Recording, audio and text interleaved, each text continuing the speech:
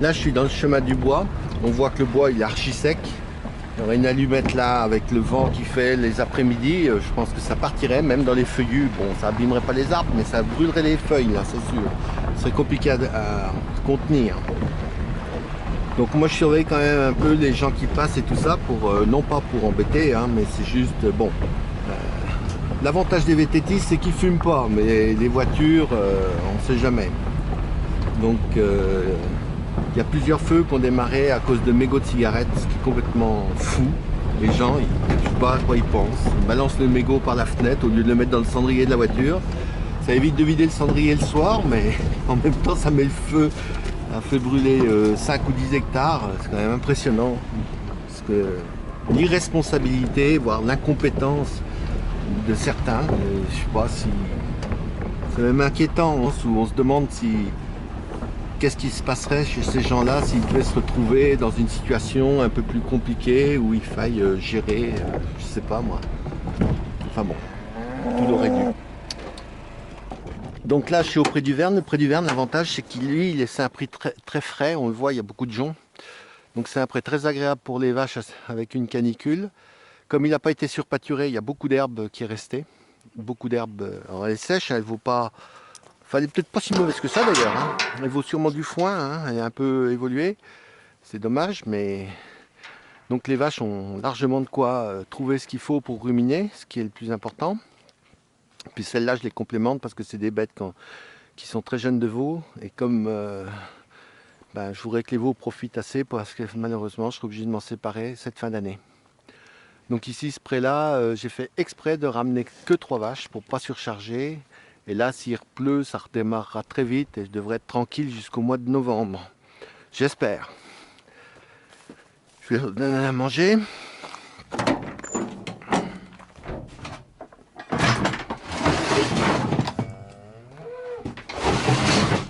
Donc la canicule ici, vous voyez, il y a énormément de vieux chênes, de frênes, de chênes.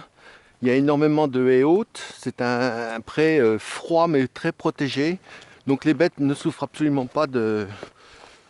enfin, dans 1 heure, elles vont se coucher. Et puis elles remangeront le soir. Et comme elles trouvent facilement, elles n'ont pas beaucoup de chemin à parcourir pour trouver à manger. Ce qui fait que ça se passe très bien pour elles. Vous voyez, c'est quand même sympa là, à part les chardons que j'ai broyés. Mais même avec les faux champs, hein, ils sont encore en fleurs quand même. Ça, c'est incroyable. Avec 30 degrés, ils continuent de mûrir, même fauchés. C'est impressionnant comme plante. Voilà, là, c'est une haie de noisetier qui est protégée est, sud et ouest. Donc, c'est un endroit là qui est sympa pour les bêtes quand il fait ce temps-là. De toute façon, elle reste là. Hein.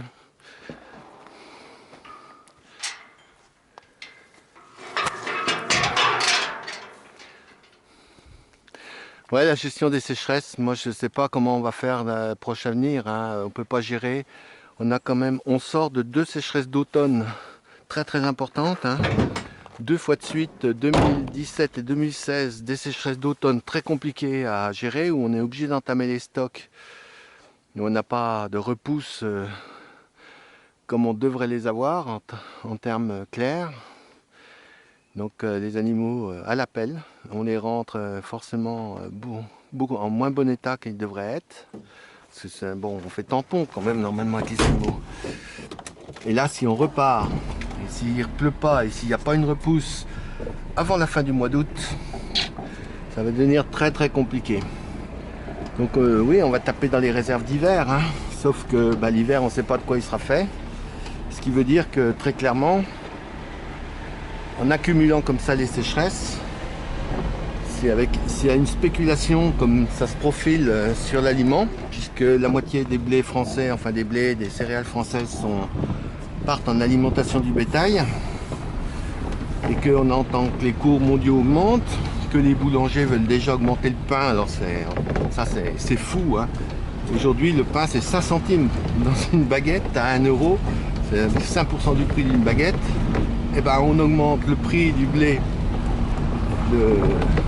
il va bouger de 10, 15, 20%. Et derrière, les boulangers sont déjà en train de parler d'augmentation. C'est absolument hallucinant de voir la déconnexion complète qu'il y a et les bons prétextes pour toujours augmenter.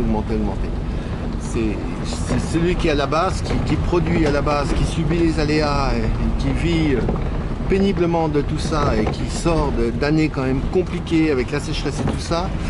Quand il voit ça, c'est décourageant, c'est vraiment décourageant. Donc les éleveurs, c'est 50% du blé.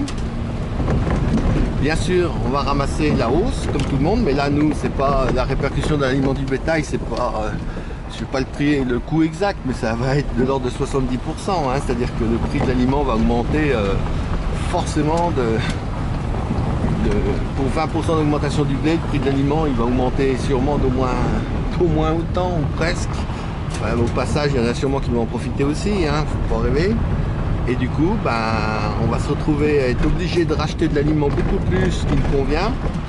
Et en même temps, ça va nous coûter de l'argent. Et derrière, ça va coûter... on va se faire prendre par les ventes parce que comme forcément le marché, tout le monde va essayer de sortir des animaux peut-être un peu plus tôt et un peu plus vite et forcément un peu moins fini parce que le coût de rachat fera que ça vaut pas le coup d'acheter de l'aliment pour finir des animaux comme il faut, mais bon, pour faire du steak haché c'est pas trop gênant. Et on va se retrouver avec des prix à la baisse à la production et donc on va être dans les taux infernales qu'on connaît. Toujours dans ces cas-là. Sauf que 3 ans de suite, il y a un moment, ça ne va plus passer dans les exploitations. Les résultats économiques l'année dernière sont déjà catastrophiques. J'ai lu ça dans la France agricole cette semaine, avec une baisse de 20% à nouveau dans la zone allaitante, c'est-à-dire dans notre zone. Et moi je pense que si on ne sort pas un schéma nouveau de travail, si on ne change pas beaucoup de choses, on va s'effondrer. Là, ce coup-là, ça va être la sécheresse de trop. Hein. Alors, il y aurait une solution, ce serait de permettre ou d'obliger, je sais pas comment il faut dire, enfin de permettre, oui, un abattage de quelques centaines de milliers de tonnes pour mettre en congélation à un prix plancher, de façon que le prix ne descende pas en dessous d'une certaine valeur. Sachant que de toute façon, tous ces animaux qui vont sortir, j'allais dire de façon... désordonnée puisque ça va être lié à la sécheresse et pas lié à un cycle de production. Tous ces animaux là ils seront plus là l'année prochaine et que généralement l'année prochaine de toute façon si ça continue comme ça l'année prochaine il va finir par plus y avoir beaucoup d'animaux parce que entre une baisse de naissance de 10% plus des sécheresses à répétition qui sont pas compensables sur les exploitations, il n'y a pas de mystère, hein. On va se retrouver dans une situation économique impossible.